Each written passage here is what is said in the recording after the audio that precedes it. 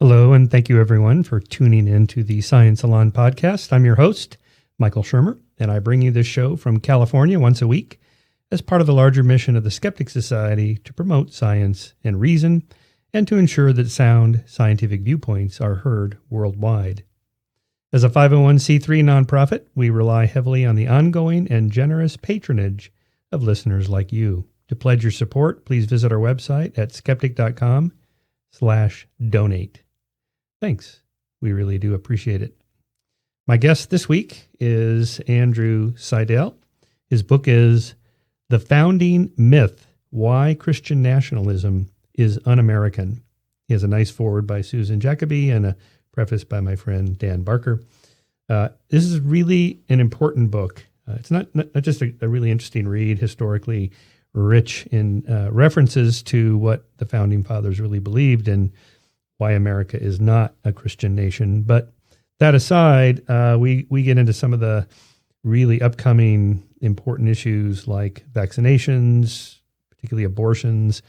Andrew is very concerned that Roe v. Wade will be overturned in the next 3 to 5 years, even if there's no more Supreme Court justice changes, just the way the legal system works and where things stand right now with the current justices. So we get into that and other important issues like the teaching of Christianity and the Bible in public schools. Apparently, this is way worse of a problem than I realized. Hundreds and hundreds of examples that they get. He works for the Freedom from Religion Foundation, and they get thousands of letters a year from people concerned about issues like that.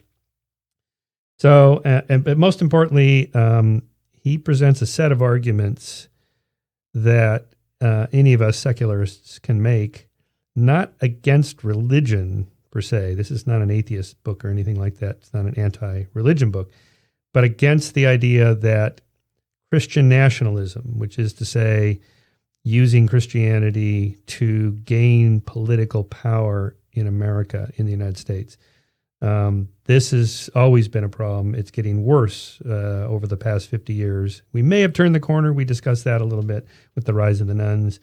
But eternal vigilance for freedom applies also to keeping religion out of politics. So we'll see what happens in 2020, but this book and these arguments are not just for the next election. Going forward, we have to continually make these arguments, and the Founding Myth presents a really solid set of arguments that we can make against Christian nationalism. So with that, I give you Andrew Seidel. Well, thanks for coming on the show. We can get started. The new book is The Founding Myth, Why Christian Nationalism is Un-American. First of all, I love the cover. It's beautifully designed. I like the kind of negative upside down image of the American flag. I guess symbolic that you're flipping the typical argument of Christian nationalism. I wasn't that familiar with that term. Do people who you call Christian nationalists, would they call themselves Christian nationalists? Oh, that's a great question. I think probably they would not. So Christian nationalism, for people who aren't familiar with it, is basically the idea that the United States is founded as a Christian nation, that we're based on Judeo-Christian principles, and most importantly, that we've strayed from those foundations and we need to return. And Christian nationalists use that language of return to justify all these horrible policies that we're seeing in place today. And I think before the 2016 election, most people had no idea what a Christian nationalist was. But that really all changed with Trump. But if you were to go up and ask the average person, are you a Christian nationalist? They would say no. You've got to ask them questions. Do you think the United States was founded as a Christian nation, to get at whether or not they are, in fact, a Christian nationalist? Right. Well, let's just go back a little bit here. Sure. I'm a little older than you. I'm 64, so my first election was 72 Nixon. And so I remember the rise of the, the religious right in the 80s.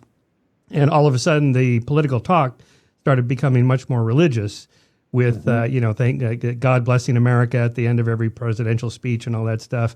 I had kind of thought that had died after Obama. And then I was just shocked, as I presume you and many people were, that 81% of white evangelicals, 81% voted for Trump. Now, that made me think they're not obviously voting about their religious morality, because this has to be one of the least moral people to ever inhabit the White House. So are they just really simply voting their politics? They want pro-choice, they want more gun freedom, whatever, and they don't really care about his immoral behavior. Therefore, it's not really religion, it's just politics. So I think it's actually the incestuous marriage between conservative religion and conservative politics. So that staggering statistic, 81% of white evangelicals supporting Trump, is even more interesting when you look at what the best predictor for a Trump voter was in that 2016 election, because it wasn't religion, despite that support from white evangelicals, and it wasn't political party. It was actually believing that the United States was founded as a Christian nation. That was the best predictor for a Trump voter in 2016. Really? So I really think that it is the marriage between, the incestuous marriage between conservative politics and conservative religion that we're seeing now. Yeah. That makes sense, and your book is good timing because, we have the 2020 election coming up here. We have 23 Democrats. I haven't heard much God talk from any of the Democratic candidates yet. Is there anybody that kind of leaps out as pushing those boundaries beyond your comfort zone? I think there are a few that are pushing the kind of the God card, but to me, that is never an argument that the liberal or the Democratic side is going to win. Religion is inherently regressive. It has been on the regressive side of most public debates throughout our history. At least the better theological argument has been on the regressive side. The better theological argument in the slavery debate was for slavery, not for abolition, for instance. So I don't think that that's ever going to be an argument that the Democrats are going to be able to employ successfully. We aren't going to win religion from the religious right or from Christian nationalists. But Democrats are still mostly Christian, right? I mean, maybe they're not as self-identified as Republicans, but it's not like Democrats are all atheists and the Republicans are all Christians. Absolutely not. And, but to me, the thing that I'm going to be watching with this election and what I was watching with the midterms in 2018 is the rise of the nuns. And not just as a group of non-believers, but as a political bloc. And of course, we are not monolithic. We disagree on everything. It's like herding cats. Everybody's heard this before. But there has been a coalescing of political power in non-religious Americans more and more in the most recent elections. And I think we're going to see that again with 2020. So to me, the question is not who's going to play the religion card better. It's who's going to reach out to those non-religious voters first. Because this is a huge untapped section of the country that it basically amounts to about a third of the electorate. And I wrote about this for Rewire News right after the 2018 election. And it really is this untapped juggernaut that could easily push the election one way or the other. Remember when Obama first started using some God talk, and he went to church every Sunday and he professed his faith, and people like Richard Dawkins were saying he's got to be lying. I mean, he's really got to be an atheist. And I don't think so. I think a lot of Democrats are Christian. They just honor the separation of church and state, and they want to obey the Constitution, not the Bible. I think that's probably true, but we're also seeing actually for the first time, even in this Congress, a rise of non-religion. I mean, Representative Jared Huffman from California's 2nd District came out as a non-believer and started the Congressional Free Thought Caucus, which is something that we've never seen anything like that formed in Congress before. And there's actual legitimate representation, not just for the separation of state and church and using science to decide our political values, but also for non-religious Americans, so I think it's a very exciting time for us. Yeah. So your book quickly dispenses with the myth that you can just pull quotes out of the historical record and say, you see, America was a Christian nation. But let's hit a few of those.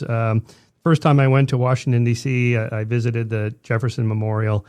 And here are the first four quotes on the rotunda. I have sworn upon the altar of God eternal hostility against every form of tyranny over the mind of man. On the southwest portico, we hold these truths to be self-evident, that all men are created equal, that they are endowed by their Creator with certain inalienable rights, and so forth. On the northwest portico, Almighty God hath created the free mind, and the author of nature, and so on. In the northeast portico, God who gave us life gave us liberty. Now, if you're just an average Joe walking around, you're going to think Thomas Jefferson, he is a hardcore Christian. He must have loved Jesus and the whole thing. You absolutely will. And I'm actually writing, and you didn't know this before the interview, so thank you for the setup. I'm actually writing an article, a historical review article, about how those quotes were selected and how they are mangled. Several of those quotes are actually mashed together from different writings of Jefferson's, one of them from 4 different writings that he wrote over the course of more than a decade, and presented as though they are one quote. So they're first of all, many of them are not accurate, but you are right. They were chosen with the overall intention to portray this Jefferson as a godly man, and we know he wasn't. I mean, this is a guy who literally took a razor to the Bible to cut out everything supernatural, and then compared that labor to pulling diamonds from a dunghill. So this is not a guy who was really enamored with the supernatural aspects of religion. The larger point that I try to make in the book, The Founding Myth, is that really what the founders personally believed is less important than what they believed about the separation of state and church. Their personal religious beliefs didn't necessarily influence the founding of the United States. So even if you could say that Thomas Jefferson was this Bible-believing Christian, even in the modern sense that we would think of as an evangelical Christian, you would still have to show that the principles of his religion somehow influenced the founding of the government. And that simply cannot be done. Despite the God talk in some of these quotes you see. Yeah, despite the God talk, because in particular, the principles that our government is founded on are fundamentally opposed to the principles of Judeo-Christianity. So that was really the central question that I looked at in the book. I asked, did Judeo-Christian principles positively influence the founding of the United States of America? And the answer is no, they didn't. And not only did they not influence it, but it's a good thing they didn't, because those principles are so opposed to the principles on which our nation was built. There's so much conflict and disagreement that it is fair to say that Judeo-Christianity is un-American. Yeah. So to avert the quote mining Olympics, as I call it, so you pull out a dozen quotes that shows, they weren't religious, and the Christian pulls out a dozen quotes, like I just read from Jefferson, that they are religious. Your point is to move past that, because the point isn't who's the most religious or not. It's this founding document that separates church and state. Exactly. And that's really what I try to do in the book. I tried to go beyond facts. I tried to give our side better arguments, because let's face it, facts are not enough. Otherwise, we wouldn't have President Donald Trump, right? Our side needs better arguments. So that is really what I'm trying to do here, is not just correct the historical record, though that's important, and I do that, but to go on the offensive. I wanted to utterly destroy the myths and the lies that underlie the Christian nationalist identity. Yeah. So to try to steel man the other side's argument a little bit. Go for it. Yeah. In the moral arc, I have a whole chapter on this. And here I'm identifying mainly Dinesh D'Souza's book, What's So Great About Christianity, and Rodney Stark's book, The Victory of Reason, How Christianity Led to Freedom, Capitalism, and Western Success. And then since then, Ben Shapiro's book, The Right Side of History, he attributes Western civilization to Athens and Jerusalem. So here he's going for reason and science and faith and, Judeo-Christian. So let's start with the idea of the Judeo-Christian worldview that gets touted as very inclusive and largely responsible for individualism, freedom, autonomy, all the American values that that we all hold now. What is the Judeo-Christian worldview? Well, I mean, and this is something that I explore in part 2 of the book and part 3 of the book, where I look at those principles that you see in the Bible, principles like obedience versus freedom.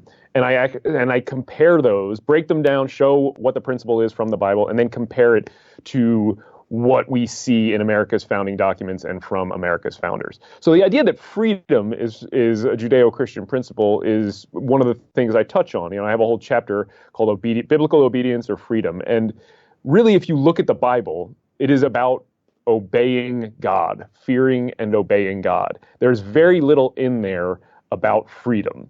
And so I went to great pains to kind of tease out those principles that are most central to Judeo-Christianity and make that comparison. And in every instance, we find that it just really reflects poorly on Christian nationalism. Right. So they're claiming, well, like, for example, I'll just read you from Dinish's claim here. Well, usually they start off with Kennedy and then Reagan. America's a shining city on the hill. Massachusetts Bay Colony Governor John Winthrop, who proclaimed, we must always consider that we shall be as a city upon a hill. The eyes of the people are upon us. And this comes from Jesus' statement on the Sermon on the Mount. You are the light of the world. Dinish says, Western civilization was built on Christianity. The West was built on two pillars, Athens and Jerusalem. Obviously, Ben Shapiro must have got this from Dinish, or else they both got it from some common source. By Athens, I mean classical civilization, the civilization of Greece and pre-Christian Rome. By Jerusalem, I mean Judaism and Christianity. Of these two, Jerusalem is more important. So they have to really stretch to find something in the Bible that says people are created equal. What they say is that God created us in his image, therefore he means that we're all created equal. And it really is a stretch. And we've seen throughout history, first of all, that that's not the way the Bible has been interpreted at all. And second of all, that religion is one of the most, if not the most divisive force known to humanity. It necessarily divides us along these fictional lines. You are either part of the group, the favored few, or not. And everybody else is an other. And that's a common theme that I really touch on in the book. And it's a common thread throughout most of the world's religions. And I have to just touch real quick because I have a whole chapter on the colonies and the idea that the Puritans and the Pilgrims were really the basis of our founding in there. And it really is, first of all, it's just fundamentally flawed from the beginning, but also those colonies were examples of what not to make a government, how not to build a government when the founders were looking at history to build our United States. How so?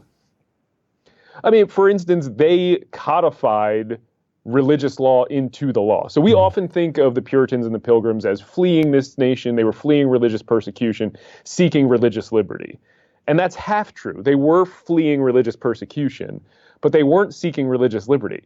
They actually wanted a government based on the laws of their God, just not the laws of some other God. They wanted their religion to be the one that established the rules for the theocracy, not some other religion. So it's only a half-truth to say that they were fleeing religious persecution and coming for religious freedom. Everybody wants power if they can get it. Oh, yeah, absolutely. And that's why you have to have it codified into law that you can't do that. I love how you start with the Exodus version of the Ten Commandments, where Judge Taylor and most of these guys that want to post the Ten Commandments, they leave off number 7 about adultery because that could get a little awkward when they run for re-election when they find out about their mistresses. I think it was Bill Maher. It got a little awkward for Judge Taylor too. That's right. Yeah. I think it was Bill Maher said something like Republicans are pro-life all the way up until the moment their mistress gets pregnant, something like that. So let's do what you do so nicely in the book is kind of parallel the central founding principles of the Constitution, Declaration of Independence, and Constitution especially, and the Ten Commandments, and show how they don't really line up very well. Yeah, well, and that's actually where this book started. It actually started as a law review article about the influence of the Ten Commandments on American law, and it just got really out of hand. I read an article that Christopher Hitchens wrote for Vanity Fair where he was editing the Ten Commandments, and I thought I gotta turn this into a law review article. This idea, because this is brilliant, as Hitch so frequently was, and for that, I wanted to walk through every single one of the Ten Commandments and show not just that they didn't influence American law, but that they are fundamentally opposed to American law. Right. And I really thought when I started out that by the time I got to the commandments on murder and adultery and theft and lying, I would have to concede that they had some influence. But when I was researching the book, it turns out that that's really not true. We could go into it, but people could also buy the book and read it to figure out why. Right. So thou shalt have no other gods before me. First of all, it shows that polytheism was common. There were other gods. The monotheistic idea was you just believe in one God initially, but there were other gods. Absolutely. And the first commandment, I am the Lord your God, you shall have no other gods before me. It would be hard for us to sit down and write something that is more in conflict with the U.S. Constitution and the First Amendment. I mean, that law is fundamentally opposed to one of our founding values, that you have the free exercise of religion, that you can worship one God or no God or as many gods as you want. I mean, it is absolutely an un-American prescription. And I am a jealous God. I mean, what? As Bill Maher said in his film, I know people that have gotten over jealousy. I mean, that doesn't sound very godlike. And then from there, the first three commandments are pretty much just involved with the jealousy issue and not having graven images and, just really being committed to one and only one religion to the exclusion of all others, which couldn't get more un-American. Exactly. I mean, even the prohibition on graven images. I mean, that also violates the First Amendment in its own right. But the overall problem with the Ten Commandments you've hit on is that they really are not that moral. And we mentioned Judge Taylor's Ten Commandments plaque, and there are Ten Commandments monuments up in courthouses and capitals. There's one in Denver. There's one in Austin, Texas, and the commandments on those plaques and monuments are edited. They leave out, for instance, that God promises to punish innocent children to the third and fourth generation in the Ten Commandments. Right. They leave out the bits about slavery often. And they do that because the commandments are not as moral as our moral code today. So they're actually editing God's word to bring it up to current moral standards, which kind of shows that it's morally bankrupt in the first place. Yeah, let's deal with slavery because that often comes up. Now, Dinesh and others credit the Quakers and William Wilberforce. They were Christians, therefore it was Christianity that's largely responsible for the abolition of slavery. Swat that one out of the park for us. Well, I've got a couple chapters on slavery in the book, and this is one of the areas where I actually had to concede that Judeo-Christianity did have an influence on our founding and on our founding documents, because the Constitution, without saying the word slavery, recognizes slavery on three separate occasions. But the idea that Christianity cured slavery is just simply wrong. There's Professor Mark Smith has done some great research on this, and he described it like this. He said that actually it's secular forces that drive liberal values and the liberalizing of our morality. And religion is rushing to catch up on the path that secularism has blazed. He likened it. He said it's the tail wagging the dog. And I think that is absolutely true. And you can see it for instance, I have a quote from Frederick Douglass, who reads from a church bulletin about a slave auction being held at the church in the book. Mm-hmm. I mean, and of course, religion played a role in abolition, but it was the central justification for slavery in the first place, right? I mean, all the good arguments, good in quotation marks, scare quotes there, for the Southerners, for the slave owners, were religious arguments. And they were all pointing to the Bible saying, we are justified in doing this because God says we can. I was trying to find that quote from Douglass. Let's see. It's kind of long. Yeah, well, so I mean, the point I make is that the primary opponent to Wilberforce's abolitionist activism was his fellow Christians.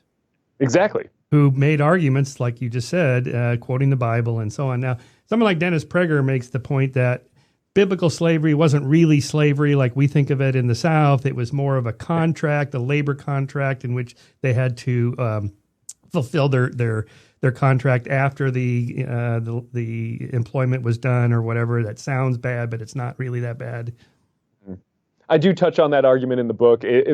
Theologically, that's unsound. Biblically, when you look at the text, that's unsound. I mean, I think I quoted the Jewish Encyclopedia, an early version of that, in my book, and they're very explicit on this point that slavery in many instances means slavery. There's other words for servant. There's other words to connotate that sort of that contract type of relationship. But slave meant slave. Yeah.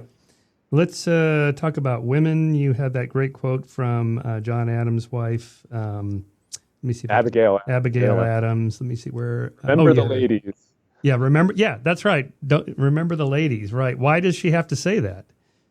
Well, and she's talking about when you're drafting, the new charters of our government, remember the ladies. And she's trying to say, we have not had equal status ever, and it's time for that to change. And of course, she was ignored, unfortunately. And women have been fighting for equality for centuries. And this is another area where I had to concede that Judeo-Christianity had a massive influence on our laws. And it's not an influence that Christian nationalists want to claim, but it's one that they have to claim if they're being honest.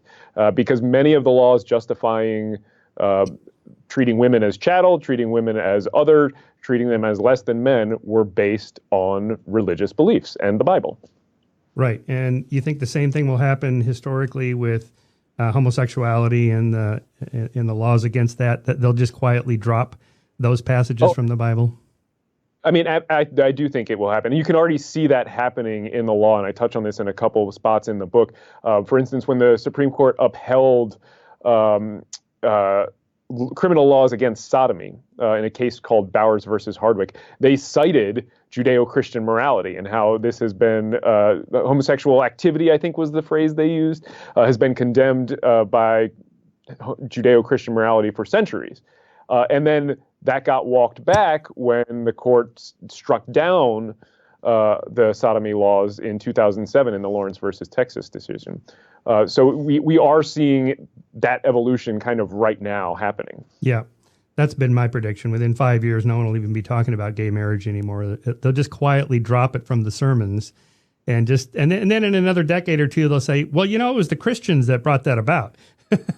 Well, I mean, I actually hope you're right on that, even though that's a little perverse to say, because I was just reading an opinion from Justice Thomas on the Supreme Court earlier this week, and he specifically said that there are many cases we should overturn because they were decided wrong, and then cited Obergefell, which is the gay marriage decision. Oh. So it sounds like he wants to overturn it, and who knows what some of the other conservative members on that court think. So I actually hope you're right on that one. Yeah. Well, they could find some Episcopalian minister who was in support of gay marriage, in the late 90s, early 2000s, and say, see, we were ahead of the wave on that. But of course, you have to take the whole body of work there, right? So, and if you look at studies too, it's secular Americans, non-religious Americans that supported and led on LGBTQ rights and have consistently polled better on LGBTQ rights than any other group. Yeah, evangelicals white evangelicals are always pulling up the rear on those, on all those issues. So, moral progress, does it come about mainly from legal top-down changes of the law, bottom-up pop culture changes slowly, and then the law responds, or some combination? It's usually bottom-up. We often think of the Supreme Court as this great defender of civil rights. One of my law professors likened the court to the last person in on an all-team tackle. And then they jump up and say, look, see what I did?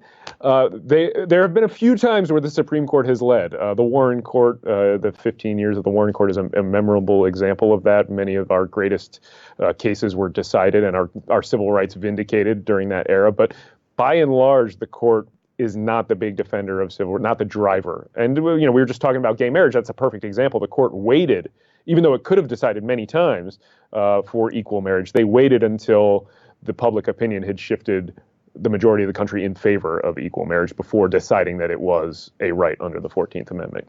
Yeah, it's hard to tease apart the influences from the bottom up. Pinker and I have both done this. Dawkins did this a little bit in The God Delusion. What did he call that? The changing moral zeitgeist. It was Dawkins who pointed out you could tell what decade a novel was written in, say, over the last century, based on how they talked about Jews and blacks and women and so forth, just by the language. So it sort of begins with the way just people talk. And I remember, again, back in the late 60s, early 70s is when we were all being encouraged to stop using he always and him, and then mix them up and so on, just kind of the more gender neutral language, and which we all pretty much adopted to, I think.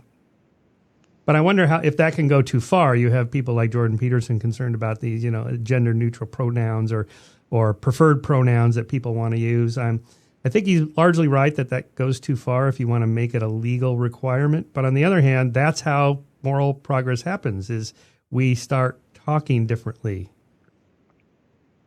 I mean, I think raising that consciousness is a big way that you do advance the moral zeitgeist. And, tying it back in with what we were talking about earlier, it does seem to be that non-religious and secular Americans and organizations tend to drive a lot of that push and advance that more than religious groups do, and religion is running to catch up. There's a couple places in the book where I mention a Martin Luther King quote. You pulled your title from the book, from his great quote, but there's a couple other times where he said that the church needed to stop being a tail light and stop being a headlight. Mm-hmm. I mean, he recognized implicitly that it was not leading on these issues. I mean, his letter from the Birmingham jail, which is something I read every year on MLK Day, and it's one of the most phenomenal things ever written. Many people forget that it was written to his fellow preachers and religious leaders, the ones who were dragging their feet. Right. So I mean, historically, we do rely on moral progress. We rely not on religion, but on those who are not religious. But again, back to Trump, why have people like Billy Graham's son, Franklin Graham, how come he has not spoken out about, he's supposed to be a great moral leader, and yet he's just openly backing him? Again, is this just, I don't really care about morals and religion, I really just care about political issues, and he's our team leader now? I mean, I think that is a significant part of it, but I think there's always been a flexibility to the moral thinking in religion, and I mean, having your religion's morality defined by God allows those who speak for God to define it. And this is actually one of the things that I talk about extensively in the book, because one of the big pushes from Christian nationalists is to say that we have certain God-given rights, but God-given rights can be taken away by those who claim to speak for God. Yeah. And it's the same thing with morality. If your morality is defined by God, it's defined by those who actually speak for God. And it allows you to be perfectly flexible and hypocritical, like Franklin Graham is. And I document this in the book, where he goes after Bill Clinton and then lets Trump have an absolute pass and saying, no, of course not. So it really is striking. It was Bill Bennett was on Mark Levin the other night on Fox, just praising Trump to the hilt, and they never brought up what he did to Clinton back in the 90s. Because Bill Bennett was the big moral, ethical philosopher of conservatives, and here he's just kind of basically given a pass to Trump. It's amazing. All right, the Declaration's references to a higher power, the laws of nature and nature's God, their creator, the supreme judge of the world, divine providence. Why are they using this kind of language? And is it meant in kind of a deist way instead of a Christian way? Yeah, I mean, and those four phrases are something that you hear constantly from Christian nationalists to justify what they're pushing for. Trump, I think, mentions them he didn't mention them in his rally to officially kick off his campaign, but he really often mentions those four references. I mean, the first thing we have to note is that none of them are Christian. Right? They could have all been explicitly Christian.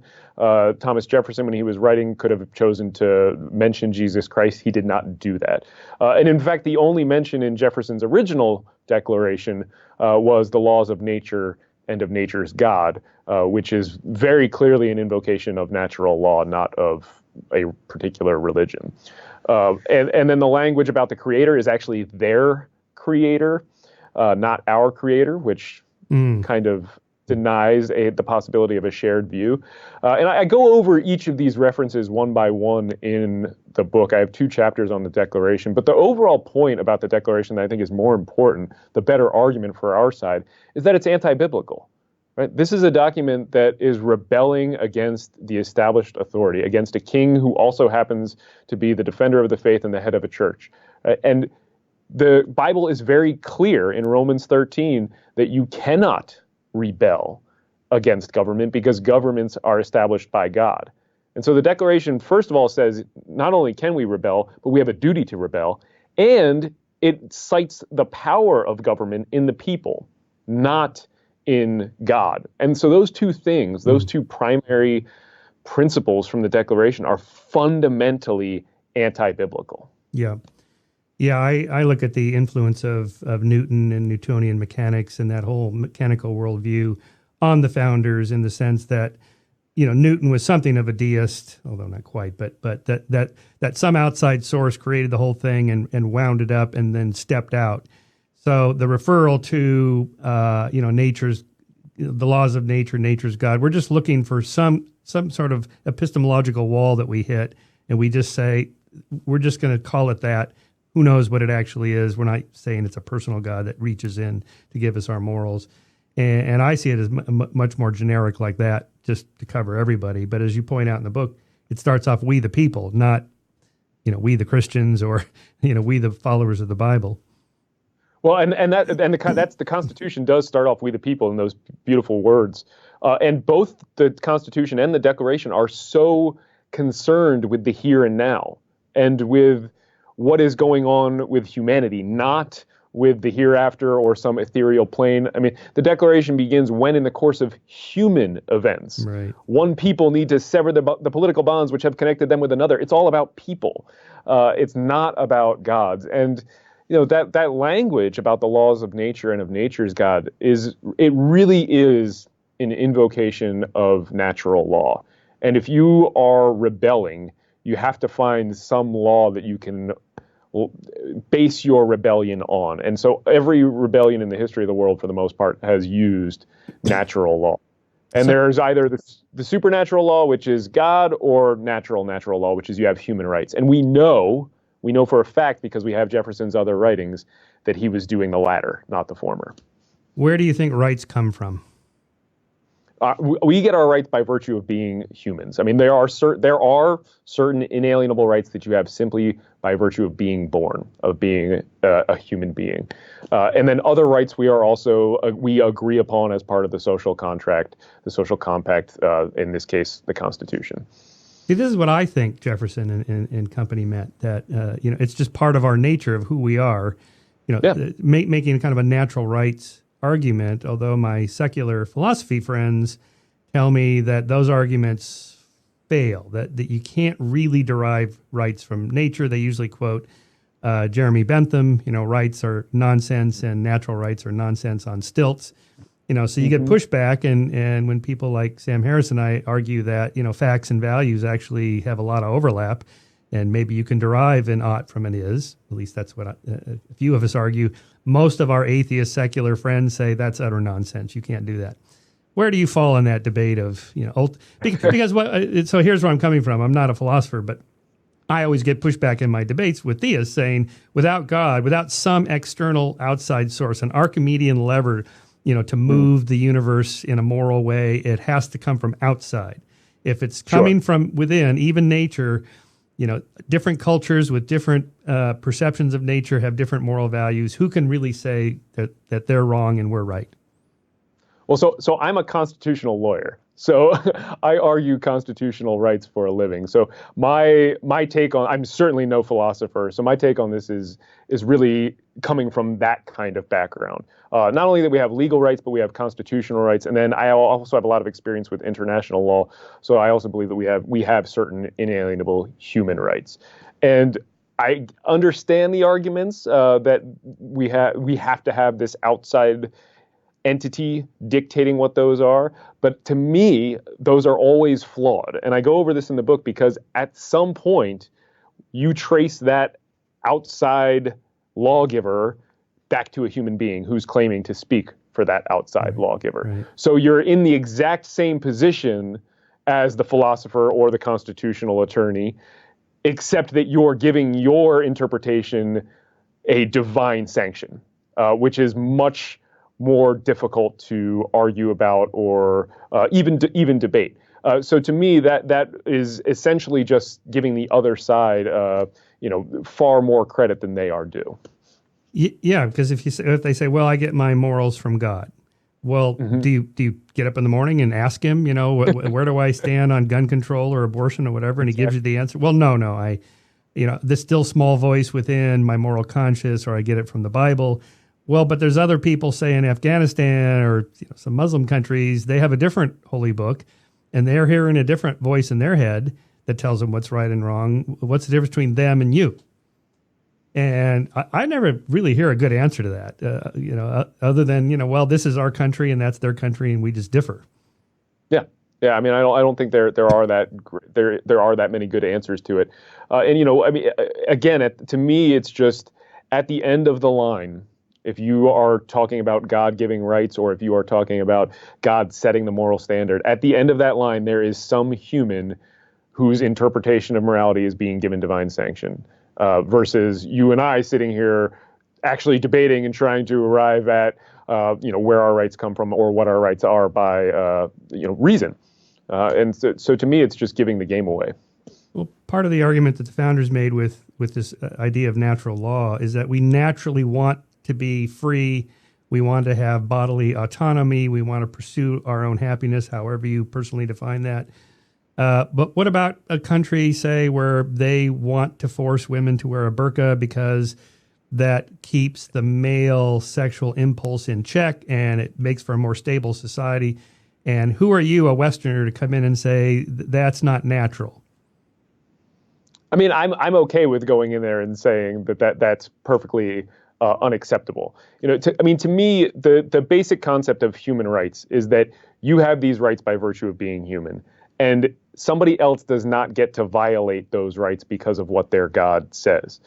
So you don't get to use the law to tell a woman that they have to dress a certain way, because that infringes their rights, especially if you're doing it to curb the illegal behavior of the men in this society. I don't think we should ban the burqa either.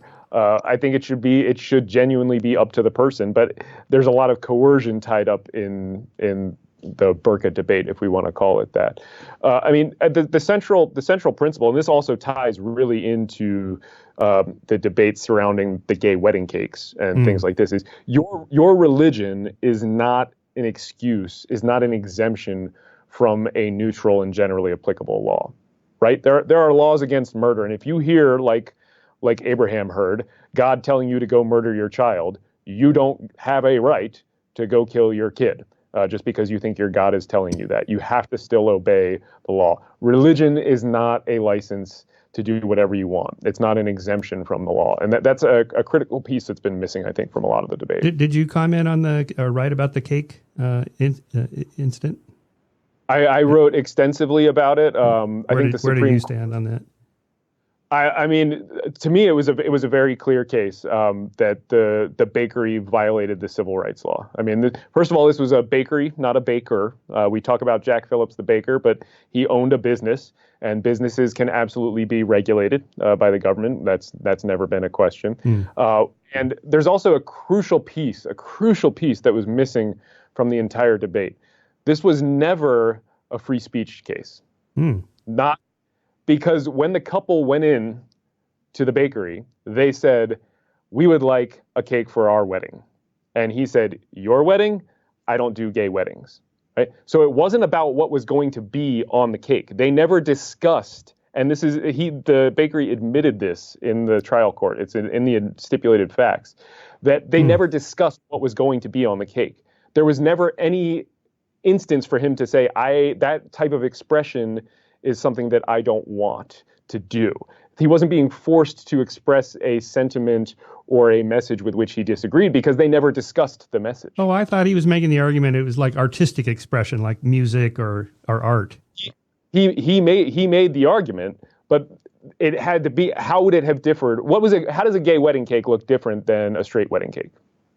To me, it's probably just a white cake with some flowers on the edge, right? So if they had said, "We want you to put 2 guys in icing on top," then maybe he would have had a free speech argument. I think it would have still failed, but at least he would have had one. But they never even discussed that point. He said, "I'm not going to serve you because you're gay." And that is absolutely a violation of their civil rights. And you don't get to point to your God and say, "I am able to exempt myself from this law because my God says so." And is that different than, say, if 2 neo-Nazi skinheads went to a Jewish baker and said, "We want to we want you to make a wedding cake with Hitler and Himmler on the top or whatever, and the Jew says, no, I'm not going to do it. Yeah, it's absolutely different, and it's because under the civil rights laws of the state of Colorado, sexual orientation is a protected class, but Nazism is not a protected class. Okay, so it's who you are rather than what you believe, let's say. Well, it's a statutory protection, right? It's a law just like any other, and the state has said we are going to protect people from discrimination on the basis of sex, on the basis of religion, on the basis of sexual orientation. Now, if you want to talk about whether or not civil rights laws are valid in the main, that's a whole nother debate to have. But nobody was debating that law existed and that the protection applied to LGBTQ people. I didn't look into the case in that much detail. Did that couple, did they have other options in the town? They could have just gone to another baker, just said, fuck off, and we're going down the street and giving our business to somebody else? They could have, and I'm sure they did.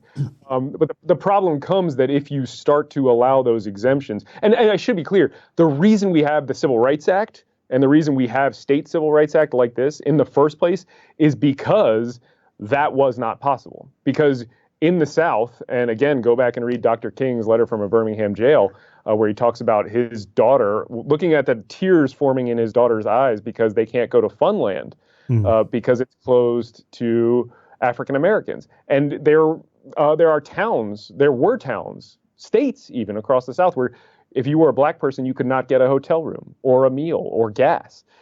So it is, we have these laws in place precisely to avoid people having to go find alternative places of business. So a market solution of, we'll just go to a different baker and eventually this guy will go out of business because he's restricted, doesn't work if there are no bakers or fun parks or whatever anywhere near you.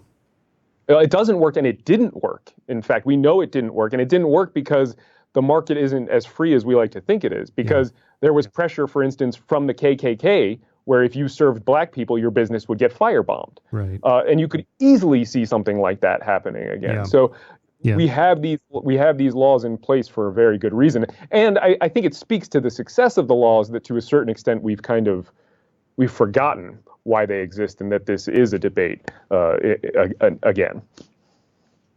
Yeah, it's tough. There's just so many of these issues that come up like this. You don't want too many draconian laws from on high. But on the other hand, I don't think slavery would have ended by the 20th century, maybe even, or 1890s, if it were not for a war. Sometimes you just have to bring the troops out and say, well, like with, I think it was Kennedy who sent the troops in to integrate schools in Alabama, right? Mm-hmm. Sometimes you just have to send the federal troops in, men with guns that say, you are going to obey the law or else.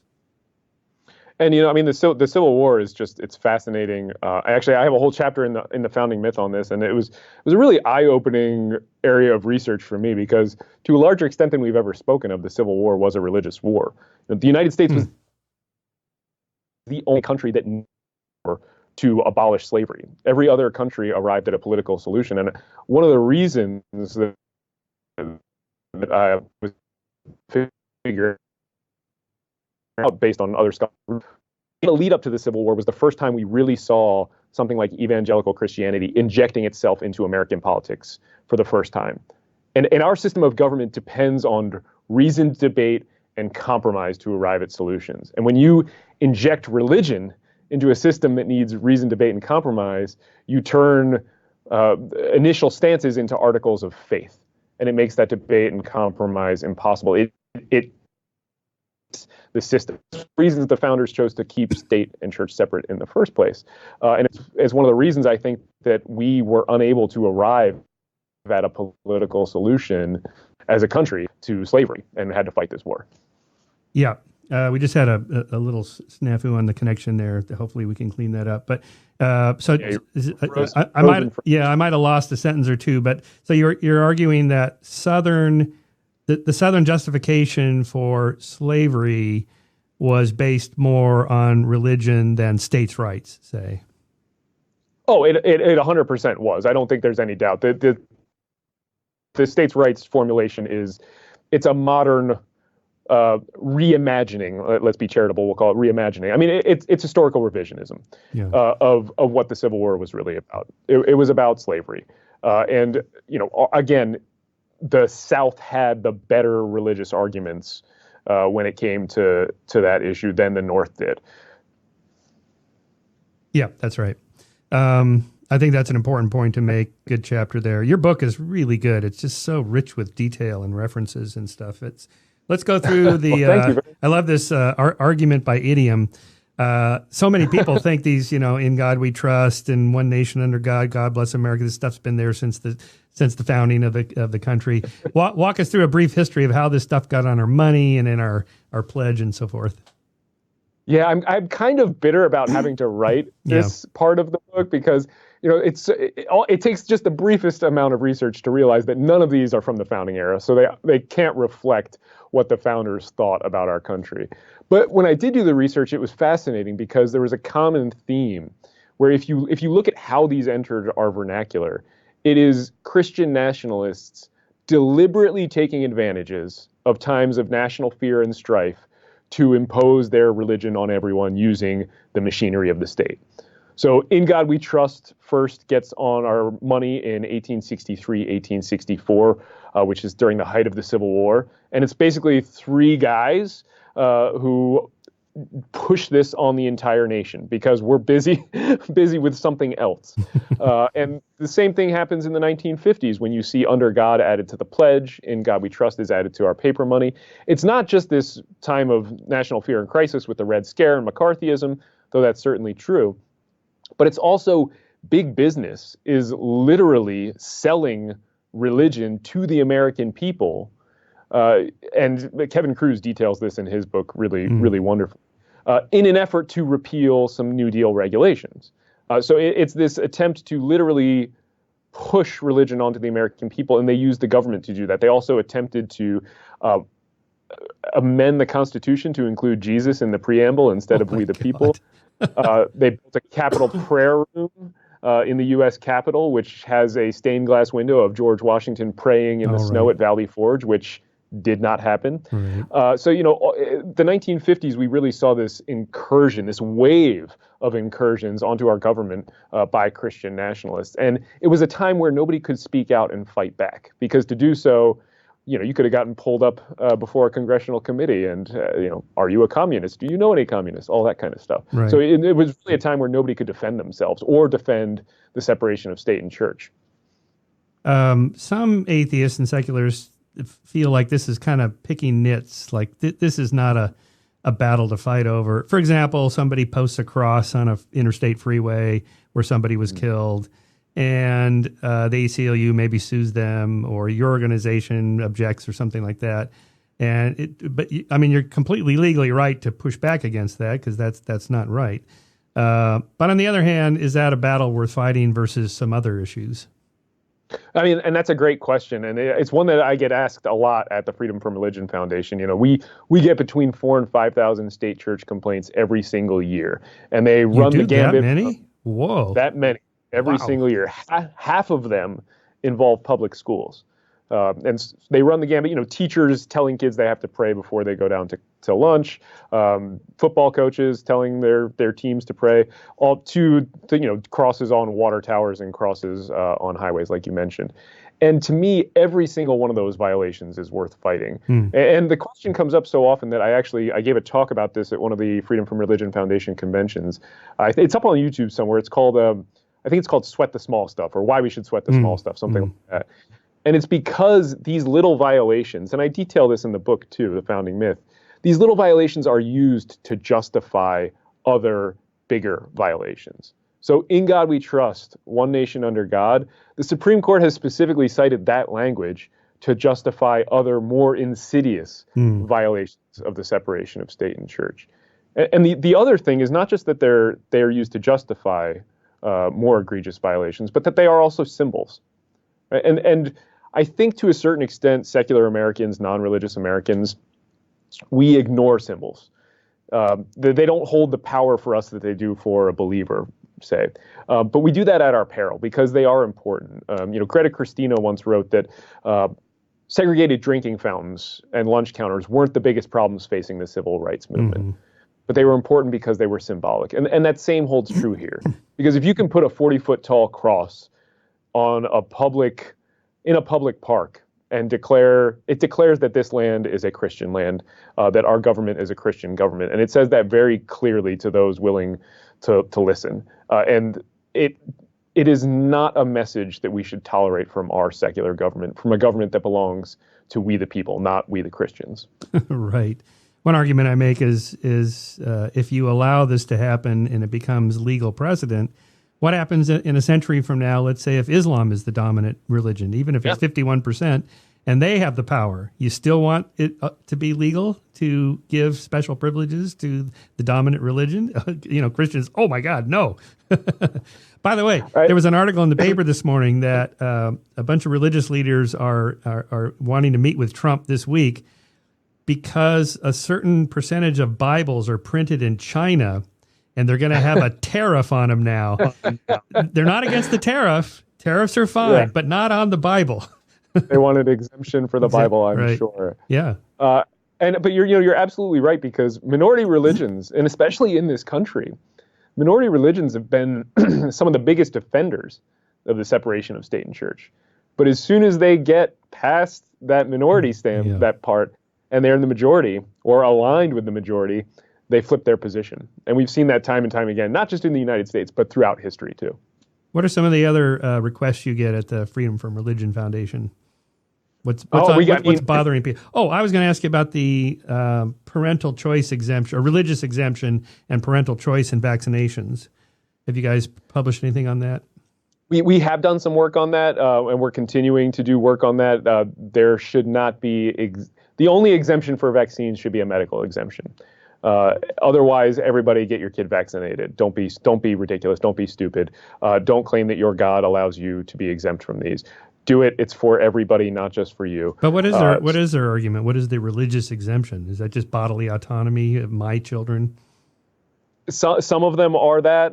Some of them are, I believe that there's a misunderstanding on that side that aborted fetuses or a cell line from aborted fetuses was used to develop the vaccines. I can't quite recall the details. I do recall it being fallacious, but the religious arguments, and there was a great op-ed actually by an Orthodox, I think it was an Orthodox rabbi, about how the religious argument for, at least in Orthodox Judaism, for the exemption is nonsense too. That theologically you should also be getting vaccines.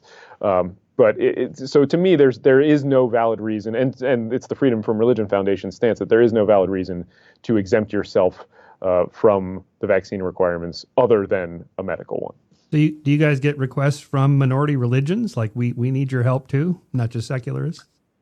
Absolutely. I just closed out a case in Chino Valley, California, and this involved a local school board that was praying at their meetings. They were reading from the Bible, and they were proselytizing, literally telling people, I hope you come to Jesus. And we sued the school board.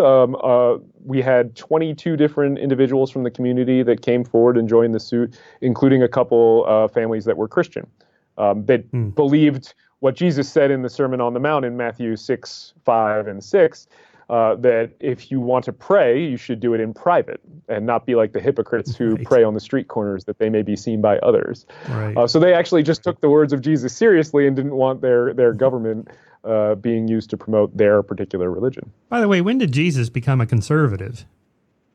I mean, most of the Sermon on the Mount and the poor, and you have a moral obligation to take care of the poor people and so on. Conservatives, they don't seem to follow that too closely. I mean, I don't think that conservative religious believers have ever been accused of consistency in their beliefs. So yeah, I guess I would have to agree with you on that. But back to where I began with the moral majority in the 80s, kind of looking at the long history of United States politics and religion, where do you project things going? The rise of the nuns were 24% of everyone, 33% of millennials. I'm guessing, I don't know if there's any data on Gen Z. These are kids born 1995 and after who are now in college. if it's 50%. I don't know what it is for them yet. Yeah, Barna just did a study a little while ago on that, and it was high. I think the nuns were close to 40% in there, and atheists I think were at 19. Don't quote me on that. I'd have to go back and look, but it was very high. And Barna's a religious outfit that's polling that. So yeah.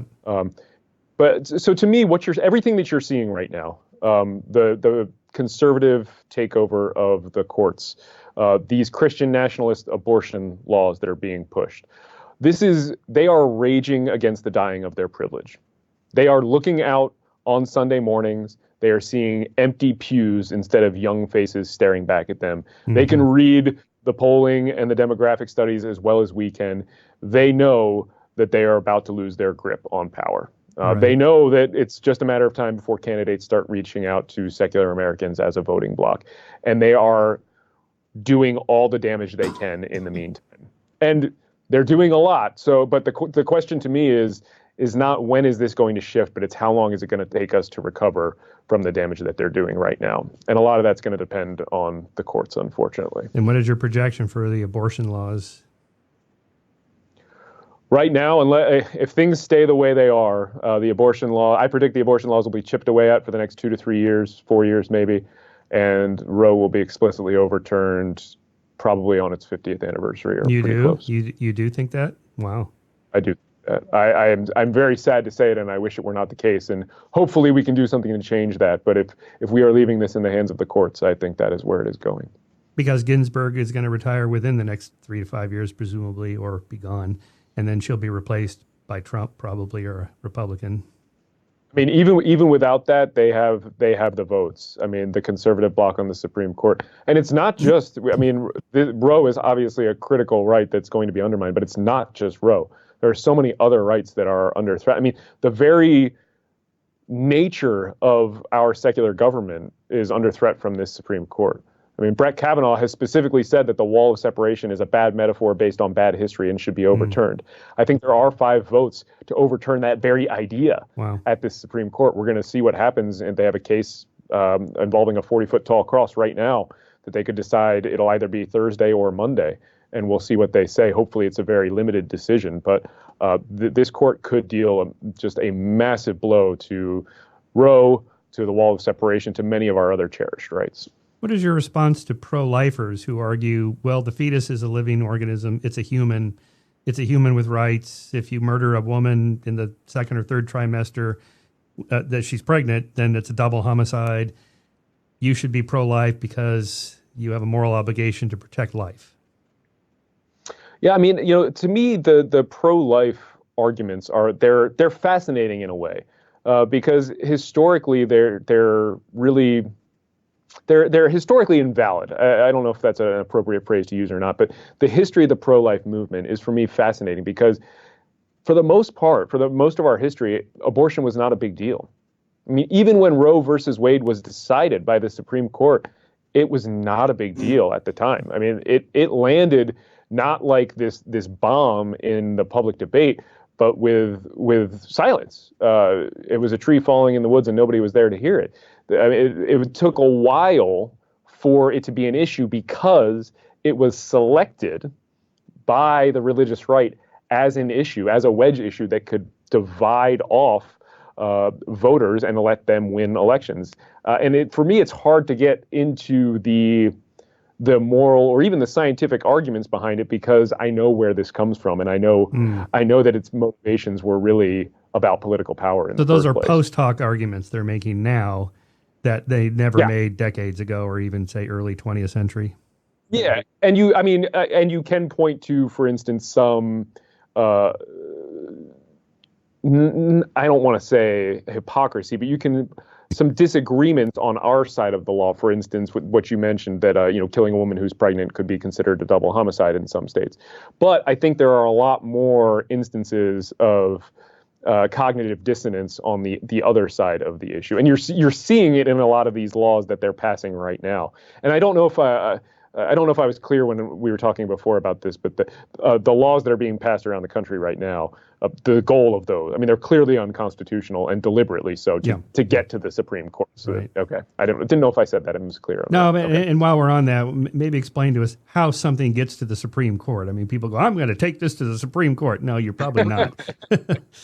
Yeah, you're really almost certainly not going to. I mean, there's only a very, very small number of limited number of cases that get to the Supreme Court. The Supreme Court selects cases to decide. There are a couple instances, a couple types of cases where you have a direct right of appeal to the Supreme Court. But all the cases that people want to talk about, especially the cases that involve the abortion rights and things like that, the Supreme Court has to accept what we call certiorari on the case, meaning they have to accept that there is a question that they want to answer in the case before they decide it. And they do that. I don't remember the exact numbers, but it's less than 1% of the cases that come their way that they accept. I mean, they decide 80 to 90 cases a year. I think, I mean, out of thousands, 80, they decide 80 to 90 cases a year. So very low chance. There would need to be some local state case that then gets decided, and then on appeal, it gets accepted or rejected, and then on a second appeal, it goes to the Supreme Court or not. It has to go through multiple steps to even be considered, right? Correct. So the district court. So let's take one of the abortion laws, for instance. The Alabama abortion law is going to be challenged as unconstitutional in a federal district court. The district court is going to look at how courts have decided and say, "Yep, this law is 100% unconstitutional. It's got to go." That will be appealed to the 11th Circuit Court of Appeals, the Federal Circuit Court. The Federal Circuit Court will also say, "Yep, this law is unconstitutional. We are upholding the district court's decision." At that point, Alabama will ask the Supreme Court, they will petition the Supreme Court to take the case, and the Supreme Court can say yes or no. If the Supreme Court says, "Yes, we are taking this case," then all the briefing, arguing on the merits of the actual case starts. So even if you get to the Supreme Court, it's still a two-pronged thing. You have to get them to accept it and then argue the case after they've accepted it. So when we say they want to get this to the Supreme Court so they can overturn Roe v. Wade, who's the they? These are your Christian nationalists, essentially. Christian nationalists, people who want to see their religion codified into the law. I mean, some people call them the pro-life movement, but yeah, I mean, these are Christian nationalist pushes. I mean, another big Christian nationalist push that people may have heard about lately is something called Project Blitz. And Project Blitz is it's literally a handbook that groups like Wall Builders and the Congressional Free Thought Caucus, which are these explicitly Christian nationalist groups, has put together to codify their religious beliefs into the law. So it's things like displaying "In God We Trust" in public schools, adding Bible classes into the public schools, and that's the kind of the initial level. And then they have a bunch of different tiers, and when you get to the top tier, they are actually seeking to. You can tell that they're actually seeking to elevate Christians to a favored class and all non-Christians to this second disfavored class status. Right. I think it was Dan Dennett who made the argument, maybe half tongue-in-cheek, we should teach religion in public schools, all of them. so everybody could see that the Christian religion is just one of a whole bunch of them, and they all sound crazy. What would worry you about that? And I well, correct. I misspoke earlier. I said the Congressional Free Thought Caucus, and I meant the Congressional Prayer Caucus Foundation. The Congressional Free Thought Caucus is very good. The Congressional Prayer Caucus Foundation is very bad. But to your question, there's actually nothing. I don't have a problem with religion or even the Bible being taught in our public schools from a theoretical standpoint. And it'd probably be even a good thing. For instance, if you were teaching the classes as the Constitution demanded in a fair and balanced way, not fair and balanced Fox News, but actual fair and balanced, kids would be learning, for instance, that the idea that Jesus was born of a virgin is based on a mistranslation of the Bible. They would learn that, for instance. But most Christian parents don't want their kids learning it. So the rule is teachers can teach but not preach. They can educate but not indoctrinate when it comes to religion classes. The problem is that teachers never obey those rules. They always end up crossing the line, and we see it time and time again. And FFRF has taken a number of cases on this issue. We've won all of those, and there have been studies done out of Texas which examine the curriculum and show that teachers go way out of bounds when they start teaching these classes. Yeah, I've heard some of those secretly recorded classroom. Yeah, it's pretty bad. Yeah. Terrible. Yeah, I would assign your book, or just have them read the 10 Commandments, and just all of them, because there's more than one set of 10 Commandments, and then there's the 613 whatever they are, of just crazy laws that no one in their right mind would obey today. Again, where do you get your morality from? The Bible, really? Well, what about this and this and this? Well, not those. Okay, So how do you adjust your decision? Yeah. Well, and that disproves their point, their central point. When you make that argument, and they say, well, not those, they are using some external morality that's external to the Bible to say that those parts of the Bible are not worth following and are immoral. It disproves their point right from the get-go. That's right. You also made another point in the book about, I can't remember the train of argument now. It was that when they argue that we want to make America Christian, they're sort of conceding that it didn't start off that way. Oh, I know. I think you had some data about the number of churched people in 1776 was like 15% or something like that. It was incredibly low. And then there's this moment that comes after the founding that Christian nationalists love to refer to. Dinesh D'Souza likes to talk about called the Great Awakening. In that our country was awakening to the blessings of Christianity and Jesus. But that means that the country was asleep before. Right. So what were they waking up from? Exactly. Yeah. Let me see if there's anything else that Dinesh said that I wanted you to swat out. So Rodney Stark's How Christianity Led to Freedom, Capitalism, and Western Success. It is this commitment to manual labor that so distinguishes Christian asceticism from that found in other great religious cultures where piety is associated with the rejection of the world and its activities. In contrast with Eastern holy men, for example, who specialize in meditation and live by charity, medieval Christian monastics lived by their own labor, sustaining highly productive estates. This sustained a healthy concern with economic affairs. Although the Protestant ethic thesis is wrong, it is entirely legitimate to link capitalism to a Christian ethic. Swat that one out of the park. There's two basic principles, and I lost you for a second there. I mean, there's two basic things that are wrong here. I mean, first of all, the idea that capitalism comes from Judeo-Christianity is nonsense. I mean, just look at the 10 Commandments. The 10th Commandment says, you shall not covet, right? First of all, that prohibits thought, which is fundamentally un-American. And capitalism is based, our entire consumer economy is based on coveting what you don't have. But I think at a more fundamental level, this is basically arguing that the Protestant work ethic is the foundation of America. And to me, that is... The Protestant work ethic itself is nonsense. Many human cultures and many humans understand what hard work is without a religion or God telling them so. And to claim the idea of hard work for one particular religion is the type of arrogance that we atheists are often accused of, and which to me, it's just so arrogant I can't even stomach it. And I actually had something on the Protestant work ethic in the book, and it got trimmed for space. But that's essentially the argument. It is there's no such thing as the Protestant work ethic. Everybody knows what it's like to work hard, and there are plenty of Protestants who don't work hard. So. Right. I use counter historical examples. The Byzantine Empire, for example, was predominantly Eastern Orthodox Christian from the early AD 300s, and for 7 centuries produced nothing remotely like democracy and capitalism as practiced in modern America. Even early America wasn't like it is today, where a mere 2 centuries ago, women couldn't vote, slavery was legal and widely practiced, and capitalism's wealth was vouchsafed to only a tiny minority of landowners or factory owners. Throughout the late Middle Ages and well into the early modern period, all nation-states, city-states, and various political conglomerates of Western and Central Europe were not only Christian, but also Western Christian, and yet as late as the 19th century, the only quasi-democratic republics in Europe were England, Holland, and Switzerland. So you only have to look at history to see counterexamples of this. And you're absolutely right. I mean, if Judeo-Christianity is responsible for freedom and for democratic republics and democracy, I mean, what happened to the first 1,500 years of that history? I mean, it's called the Dark Ages because religion Right. reigned.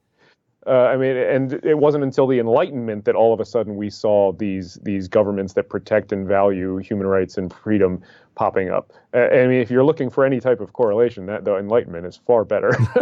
That's right. Yeah, absolutely. Well, Andrew, we've been going for over an hour, and I think we've touched on most of the major points in the book. I don't want to give it all away so that people actually get your book and read it. It is really a great contribution to the whole secular legal arguments about religion and politics, or even science and religion. I mean, my little lane is mostly creationism and science, and I knew nothing about legal precedents and all that stuff, but the whole Scopes monkey trial that began as the ACLU was fairly new, and they were looking for a test case. John Scopes says, "Well, I'll do it. That'll be fun." And it was like this. What? This thing was a setup? Yes, legal test and so on. So I think it's sort of a constant battle. I do think we're winning. I think in the long run, we will remain a secular state. I am worried about the Roe v. Wade thing, because the religious right, let's call them the Christian nationalists, because I like that term. They're not going away anytime soon. We'll see what happens in 2020, but it's not all turning on 2020. A lot can happen after that. Whoever wins, that could go for or against us in that sense. So, what are you working on now? Right now, a couple cases with the Freedom from Religion Foundation. We're actually tomorrow, I'm sending out letters to all the states, all the school districts in states that have adopted a new Bible class law, warning them of what you and I were just talking about, and the perils of letting inexperienced and untrained teachers come in and talk about religion with other people's children. So that's kind of one of the big things that we're working on here at FFRF. It's amazing that's still a big issue. So these are states. Which states are they primarily allowing this to happen? So this year, Alabama and Georgia passed laws. Arkansas passed a law, and Kentucky is finally starting to implement their law, saying that they're going to have it's Bible class in the public schools. Public schools. In the public schools, absolutely. And these laws were lifted from the Project Blitz playbook that I was talking about earlier, that explicitly Christian nationalist push to legislate Christianity into state houses around the country. That's amazing. That what's the justification other than we want the power and we have it? That is the justification. Yeah, and I mean, again, a lot of the lies, a lot of the policy positions of Christian nationalism, they depend on the lies and the myths that are exposed in the founding myth. On the idea that we're founded as a Christian nation, on the 4 references to God in the Declaration of Independence, in God we trust, one nation, all the things that we've talked about. And to me, that makes their political theology and their entire identity incredibly weak, because it's based on the lies and the myths that I set out to destroy in this book. And they come from this right-wing religious culture that is so uncritically accepting of the lies and beliefs that I think we have a very good chance of refuting them and curbing their political power if we can start convincing the middle portion of this country that Christian nationalism is the biggest threat facing the country. And I absolutely believe that to be true. How can people support the Freedom from Religion Foundation? Please join the Freedom from Religion Foundation. We are a membership-driven organization. We have more than 30,000 members across the country. And I don't say that just because we want your membership dues. We absolutely do. But it's really important when I write this letter to Alabama school districts to say, we have 300, 3,000, 30,000 members. So joining your voice with ours makes us that much more influential. It really is an important part of what we do. And then I would also really love it if people would read the book.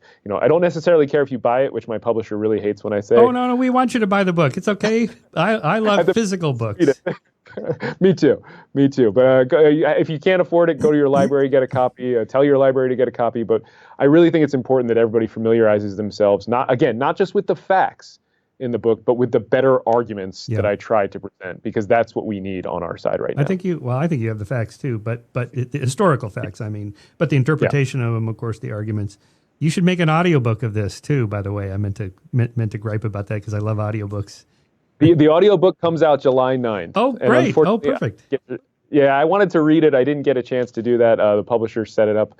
And publishing is a weird industry. They sold off the rights, and they have the people who are doing the audiobook have in-house actors. So, right. But I'm very excited for that too, because I'm a huge audio bibliophile myself. Yeah.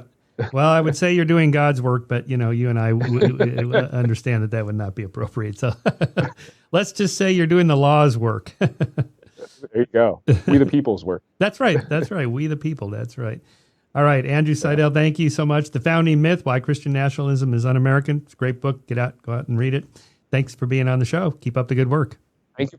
Okay. Thank you so much for having me. Really appreciate it. Okay. Bye-bye.